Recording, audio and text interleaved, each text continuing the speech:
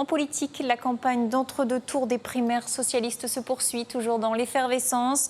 Dans la région, le fief du camp aubriste, où la maire de Lille arrive largement en tête, ses soutiens s'organisent. Aujourd'hui, grande première, les élus du Nord et du Pas-de-Calais étaient réunis pour soutenir la candidate. On retrouvait notamment Dominique Dupilet, président du Conseil général du Pas-de-Calais, et Patrick Caner, président pour le Nord. Un camp aubriste dont le moral a été reboosté par les résultats de dimanche et qui compte désormais sur les voix d'Arnaud Montebourg pour faire la différence face à François Hollande ce dimanche. Alors Arnaud Montebourg n'a pas donné de consigne de vote hier soir comme on s'y attendait, mais pas de panique pour autant pour les soutiens de Martine Aubry. Pour eux, les électeurs du troisième homme sauront se reconnaître dans les idées de la candidate. On écoute Patrick Caner.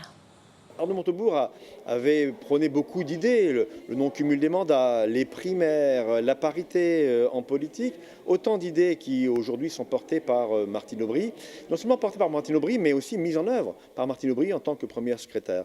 Et donc, sans jouer dans une logique de marchandage, naturellement, parce que tout d'abord, c'est ce que ne souhaite pas Martine Aubry, ce que ne souhaite pas Arnaud Montebourg, il est vrai que les rapprochements semblent plus logiques, plus légitimes entre les suffrages de Martine Aubry et les suffrages d'Arnaud Montebourg, mais nous verrons bien dimanche si ce pronostic s'avère juste dans les urnes.